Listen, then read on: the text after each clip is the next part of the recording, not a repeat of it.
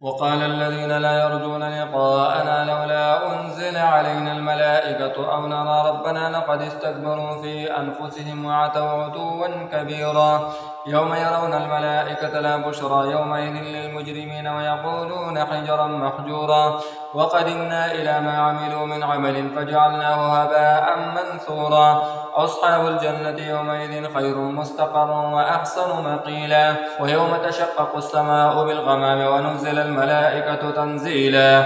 الملك يومئذ الحق للرحمن وكان يوما على الكافرين عسيرا ويوم يعض الظالم على يديه يقول يا ليتني اتخذت مع الرسول سبيلا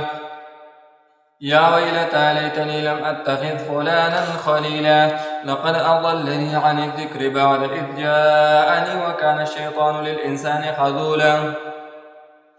وقال الرسول يا رب إن قوم اتخذوا هذا القرآن مهجورا وكذلك جعلنا لكل نبي عدوا من المجرمين وكفى بربك هاديا ونصيرا وقال الذين كفروا لولا نزل عليه القرآن جملة واحدة كذلك لنثبت به فؤادك ورتلناه ترتيلا ولا يأتونك بمثل إلا جئناك بالحق وأحسن تفسيرا الذين يحشرون على وجوههم إلى جهنم أولئك شر مكانا وأضل سبيلا ولقد آتينا موسى الكتاب وجعلنا معه أخاه هارون وزيرا فقلنا اذهبا إلى القوم الذين كذبوا بآياتنا فدمرناهم تدميرا وقوم نوح لما كذبوا الرسل أغرقناهم وجعلناهم للناس آية وأعتدنا للظالمين عذابا أليما وعادا وثمود وأصحاب الرس وقرونا بين ذلك كثيرا وكلا ضربنا له الأمثال وكلا تبرنا تتبيرا ولقد أتوا على القرية التي أمطرت مطر السوء أفلم يكونوا يرونها بل كانوا لا يرجون نشورا وإذا رأوك إن يتخذونك إلا هزوا أهذا الذي بعث الله رسولا إن كاد ليضلنا عن آلهتنا لولا أن صبرنا عليها وسوف يعلمون حين يرون العذاب من أضل سبيلا أرأيت من اتخذ إلهه هواه أفأنت تكون عليه وكيلا أم تحسب أن أكثرهم يسمعون أو يعقلون إن هم إلا كالأنعام بل هم أضل سبيلا ألم تر إلى ربك كيف مد الظل ولو شاء لجعله ساكنا ثم جعلنا الشمس عليه دليلا ثم قبضناه إلينا قبضا يسيرا وهو الذي جعل لكم الليل لباسا والنوم سباتا وجعل النهار نشورا وهو الذي أرسل الرياح بشرا بين يدي رحمته وأنزلنا من السماء ماء طهورا لنحيي به بلدة ميتا ونسقيه مما خلقنا أنعاما وأناسيا كثيرا ولقد صرفناه بينهم ليذكروا فأبى أكثر الناس إلا كفورا ولو شئنا لبعثنا في كل قرية نذيرا فلا تطع الكافرين وجاهدهم به جهادا كبيرا وهو الذي مرج البحرين هذا عذب فرات وهذا ملح أجاج وجعل بينهما برزخا وحجرا محجورا وهو الذي خلق من الماء بشرا فجعله نسبا وصهرا وكان ربك قديرا ويعبدون من دون الله ما لا ينفعهم ولا يضرهم وكان الكافر على ربه ظهيرا وما أرسلناك إلا مبشرا ونذيرا قل ما أسألكم عليه من أجر إلا من شاء أن يتخذ إلى ربه سبيلا وتوكل على الحي الذي لا يموت وسبح بحمده وكفى به بذنوب عباده خبيرا الذي خلق السماوات والأرض وما بينهما في 6 أيام ثم استوى على العرش الرحمن فاسأل به خبيرا وإذا قيل لهم اسجدوا للرحمن قالوا وما الرحمن أنسجد لما تأمرنا وزادهم نفورا تبارك الذي جعل في السماء بروجا وجعل فيها سراجا وقمرا منيرا وهو الذي جعل الليل والنهار خلفة لمن أراد أن يذكر أو أراد شكورا وعباد الرحمن الذين يمشون على الأرض هونا وإذا خاطبهم الجاهلون قالوا سلاما والذين يبيتون لربهم سجدا وقياما والذين يقولون ربنا اصرف عنا عذاب جهنم إن عذابها كان غراما إنها ساءت مستقرا ومقاما والذين إذا أنفقوا لم يسرفوا ولم يقتروا وكان بين ذلك قواما والذين لا يدعون مع الله إلها آخر ولا يقتلون النفس التي حرم الله إلا بالحق ولا يزنون ومن يفعل ذلك يلقى أثاما يضاعف له العذاب يوم القيامة ويخلد فيه مهانا إلا من تاب وآمن وعمل عملا صالحا فأولئك يبدل الله سيئاتهم حسنات وكان الله غفورا رحيما ومن تاب وعمل صالحا فإنه يتوب إلى الله متابا والذين لا يشهدون الزور وإذا مروا باللغو مروا كراما والذين إذا ذكروا بآيات ربهم لم يخروا عليها صما وعميانا والذين يقولون ربنا هب لنا من أزواجنا وذرياتنا قرة أعين واجعلنا للمتقين إماما أولئك يجزون الغرفة بما صبروا ويلقون فيها تحية وسلاما خالدين فيها حسنت مستقرا ومقاما قل ما يعبأ بكم ربي لولا دعاؤكم فقد كذبتم فسوف يكون لزاما.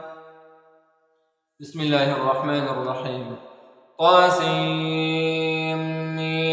تلك آيات الكتاب المبين لعلك باخع نفسك ألا يكونوا مؤمنين إن شأن ننزل عليهم من السماء آية فظلت أعناقهم لها خاضعين وما يأتيهم من ذكر من الرحمن محدث إلا كانوا عنه معرضين فقد كذبوا فسيأتيهم أنباء ما كانوا به يستهزئون أولم يروا إلى الأرض كم أنبتنا فيها من كل زوج كريم إن في ذلك لآية وما كان أكثرهم مؤمنين وإن ربك لهو العزيز الرحيم. وإذ نادى ربك موسى أن ائت القوم الظالمين قوم فرعون لا يتقون قال رب إني أخاف أن يكذبون ويضيق صدري ولا ينطلق لساني فأرسل إلى هارون ولهم علي ذنب فأخاف أن يقتلون قال كلا فاذهبا بآياتنا إنا معكم مستمعون فأتيا فرعون فقولا إنا رسول رب العالمين أن أرسل معنا بني إسرائيل قال ألم نربك فينا وليدا ولبثت فينا من عمرك سنين وفعلت فعلتك الذي فعلت وأنت من الكافرين قال فعلتها إذا وأنا من الضالين ففررت منكم لما خفتكم فوهب لي ربي حكما وجعلني من المرسلين وتلك نعمة تمنها علي أن عبدت بني إسرائيل قال فرعون وما رب العالمين قال رب السماوات والأرض وما بينهما إن كنتم موقنين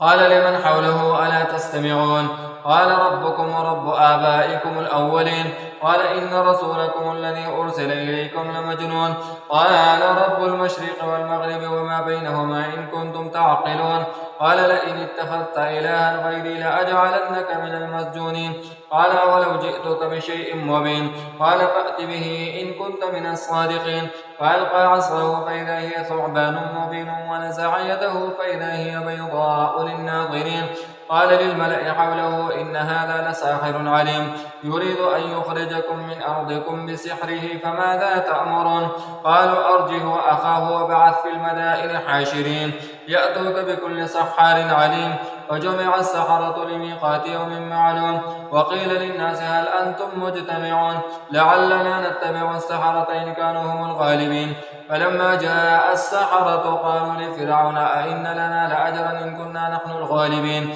قال نعم وإنكم إذا لمن المقربين قال لهم موسى ألقوا ما أنتم ملقون فألقوا حبالهم وعصيهم وقالوا بعزة فرعون إنا لنحن الغالبون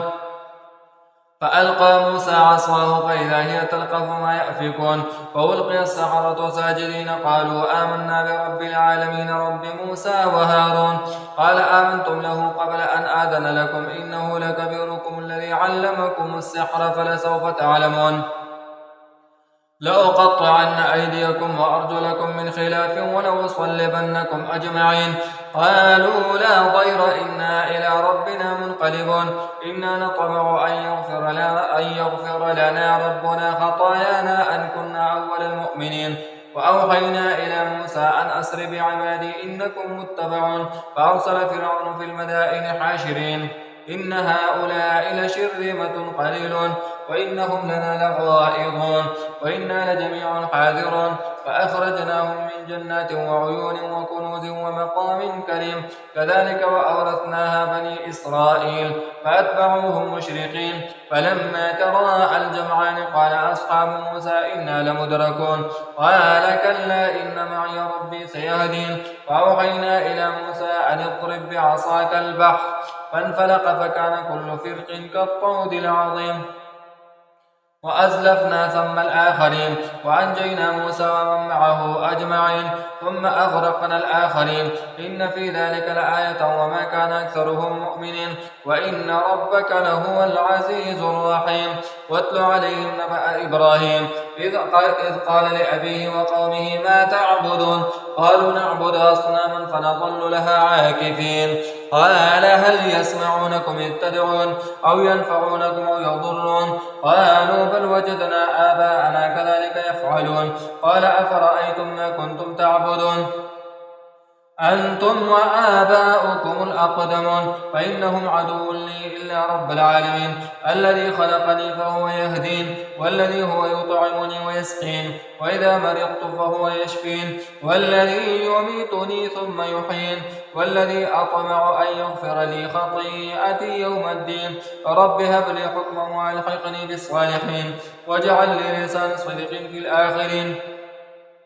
واجعلني من ورثة جنة النعيم واغفر لأبي إنه كان من الضالين ولا تخزني يوم يبعثون يوم لا ينفع مال ولا بنون إلا من أتى الله بقلب سليم وأزلفت الجنة للمتقين وبرزت الجحيم للغابين وقيل لهم أين ما كنتم تعبدون من دون الله هل ينصرونكم أو ينتصرون فكبكبوا فيها هم والغاوون وجنود إبليس أجمعون قالوا وهم فيها يختصمون تالله إن كنا لفي ضلال مبين إذ نسويكم برب العالمين وما أضلنا إلا المجرمون فما لنا من شافعين ولا صديق حميم فلو أن لنا كرة فنكون من المؤمنين إن في ذلك لآية وما كان أكثرهم مؤمنين وإن ربك لهو العزيز الرحيم كذبت قوم نوح المرسلين إذ قال لهم أخوهم نوح ألا تتقون إني لكم رسول أمين فاتقوا الله وأطيعون وما أسألكم عليه من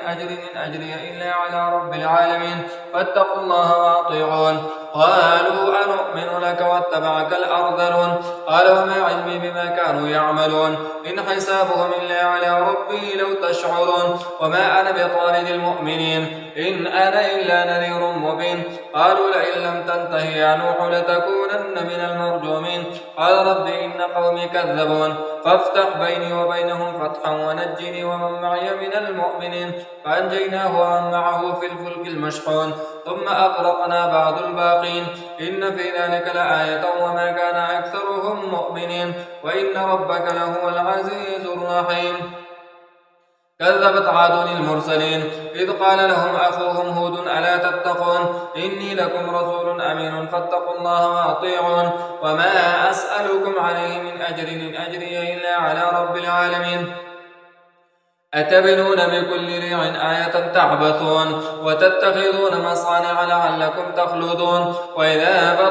بطشتم جبارين فاتقوا الله وأطيعون واتقوا الذي أمدكم بما تعلمون أمدكم بأنعام وبنين وجنات وعيون إني أخاف عليكم عذاب يوم عظيم قالوا سواء علينا أوعظت أم لم تكن من الواعظين إن هذا إلا خلق الأولين وما نحن بمعذبين فكذبوه فأهلكناهم إن في ذلك لآية وما كان أكثرهم مؤمنين وإن ربك لهو العزيز الرحيم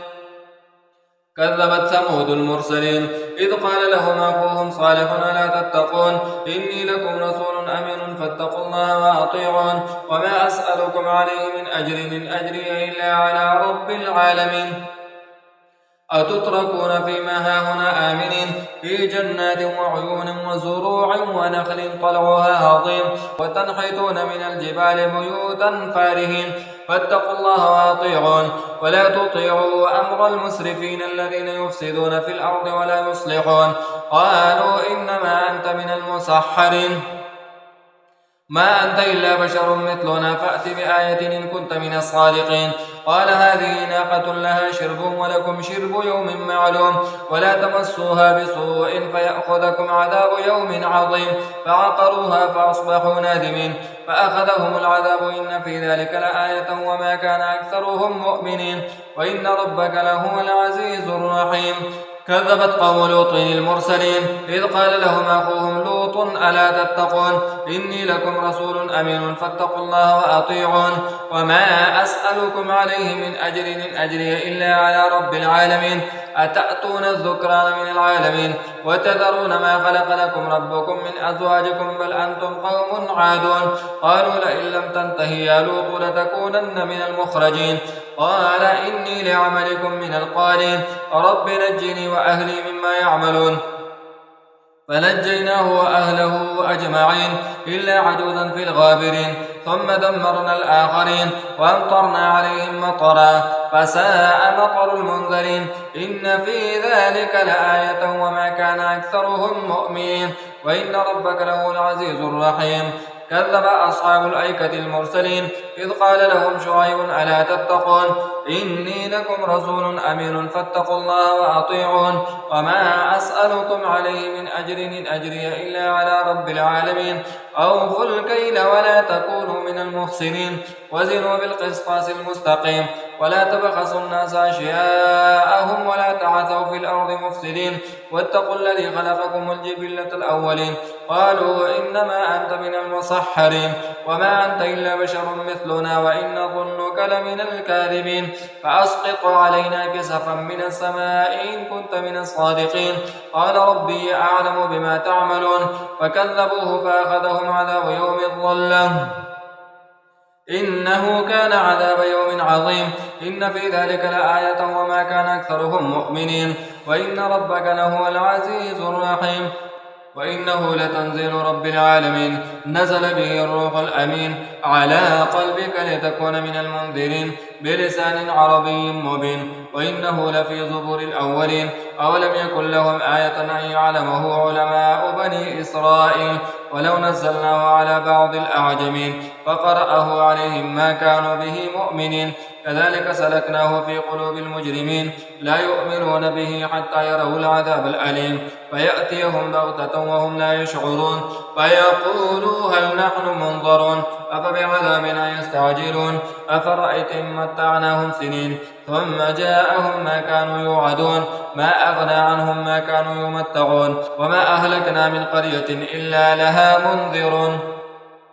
ذكرى وما كنا ظالمين وما تنزلت به شياطين وما ينبغي لهم وما يستطيعون إنهم عن السمع لمعزولون فلا تدع مع الله إلها آخر فتكون من المعذبين وأنذر عشيرتك الأقربين واخفض جناحك لمن اتبعك من المؤمنين فإن عصوك فقل إني بريء مما تعملون وتوكل على العزيز الرحيم الذي يراك حين تقوم وتقلبك في الساجدين إنه هو السميع العليم. هل أنبئكم على من تنزل الشياطين تنزل على كل أفاك أثيم يلقون السمع وأكثرهم كاذبون والشعراء يتبعهم الغاوون ألم تر أنهم في كل واد يهيمون وأنهم يقولون ما لا يفعلون إلا الذين آمنوا وعملوا الصالحات وذكروا الله كثيرا وانتصروا من بعد ما ظلموا وسيعلم الذين ظلموا أي منقلب ينقلبون.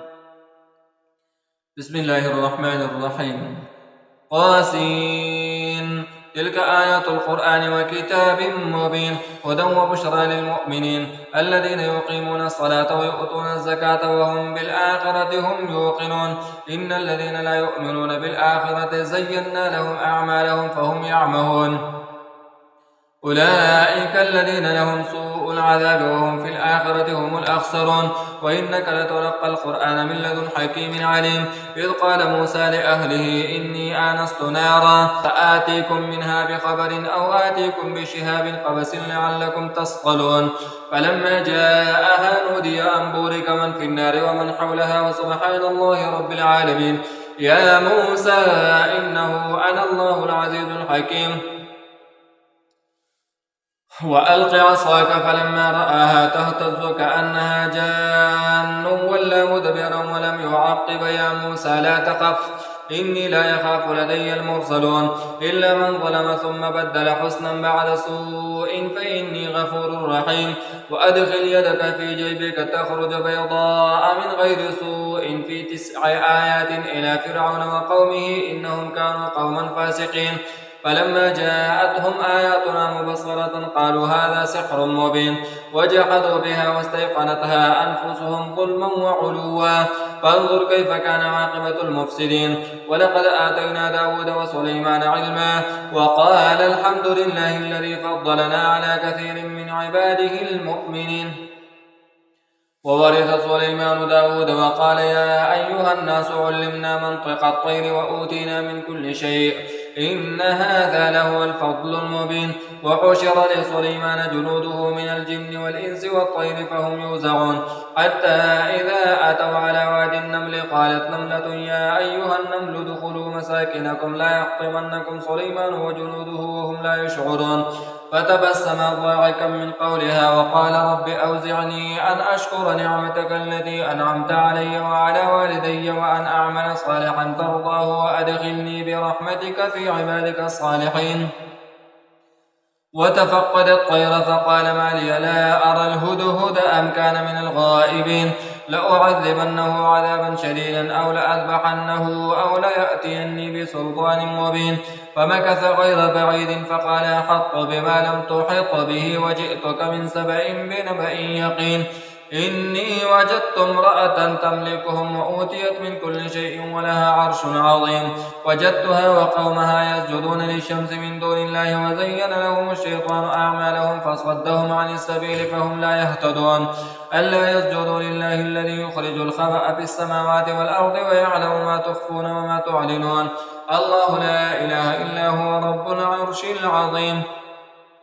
قال سننظر أصدقت أم كنت من الكاذبين اذهب بكتابي هذا فألقه إليهم ثم تول عنهم فانظر ماذا يرجعون. قالت يا أيها الملأ إني ألقي إلي كتاب كريم إنه من سليمان وإنه بسم الله الرحمن الرحيم ألا تعلوا علي وأتوني مسلمين. قالت يا أيها الملأ أفتوني في أمري ما كنت قاطعة أمرا حتى تشهدون. قالوا نحن أولو قوة وأولو بأس شديد والأمر إليك فانظري ماذا تأمرين. قالت إن الملوك إذا دخلوا قرية أفسدوها وجعلوا أعزة أهلها أذلة وكذلك يفعلون. وإني مرسلة إليهم بهدية فناظرة بما يرجع المرسلون. فلما جاء سليمان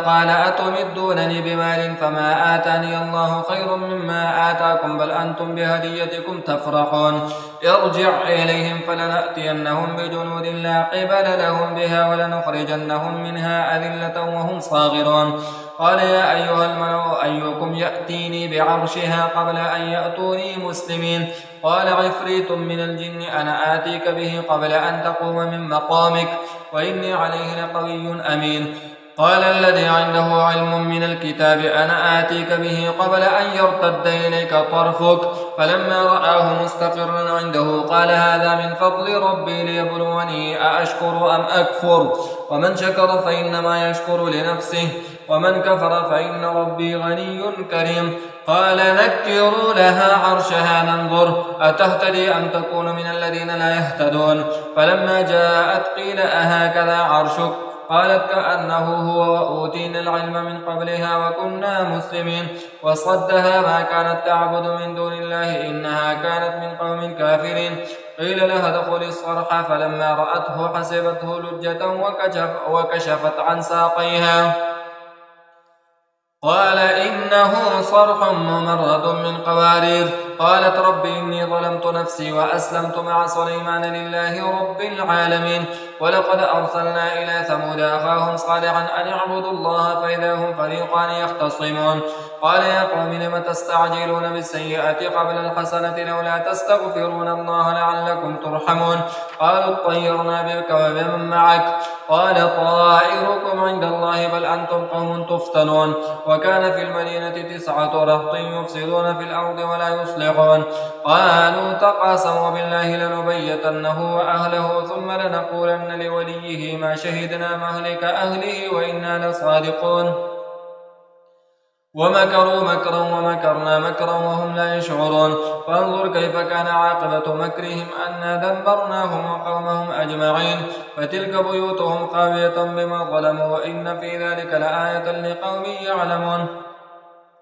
وأنجينا الذين آمنوا وكانوا يتقون ولوطا إذ قال لقومه أتأتون الفاحشة وأنتم تبصرون أئنكم لتأتون الرجال شهوة من دون النساء بل أنتم قوم تجهلون. فما كان جواب قومه إلا أن قالوا أخرجوا آل لوط من قريتكم إنهم أناس يتطهرون فأنجيناه وأهله إلا امرأته قدرناها من الغابرين وأمطرنا عليهم مطرا فساء مطر المنذرين. قل الحمد لله وسلام على عباده الذين اصطفى الله خير عما يشركون.